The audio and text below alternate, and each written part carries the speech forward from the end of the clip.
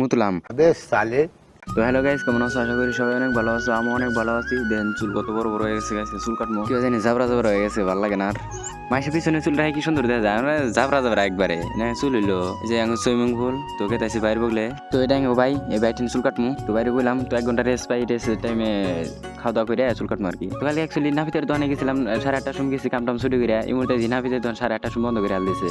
আইরা ফেরা কইলাম কয়জন আমি তো চুল কাটা হারি ফেরা বাইরে বললাম তাহলে কালকে কেটে দেবো, আল্লাহ কি করে কাটে দিব আল্লাহ জানে। আমরা এই কিছু নাই, ভালো কা হয় নাই, খালি মিশিং আল্লাহ জানি কে করে কাটি দেবো।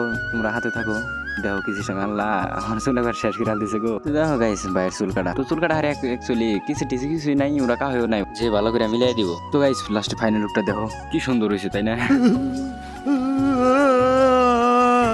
চুল কাটা যা হয়েছে তাও খুশি আমি। তো ছোট ছোট দাঁড়িয়ে যে উবি কাটতেছি দেখো, তখন বিয়া করা নাকি আর কি, দাঁড়িয়ে জ্বালাইলে বিয়া করা হারি। চুলের কাছার গোড়া মিলা বেড়াইলাম, তো ছিল না আয়রা বললাম বয় দামিতে কয়জন কেরা কাটি দিছে করে বাইক কেটে দিছে, তো মিলাই দিল। তো দেখেন যে কি হয়েছে কমেন্ট করে কবেন। পুরো বকর বকর বললাম, মেলা লং এ লগা ভিডিও তাই। তো আজকের মতো বেশি কিছু আর কই না, আজকের মতো এই পর্যন্তই। ব্লগটা ভালো লাগলে লাইক ফলো করে না করে দিবেন। Thank you.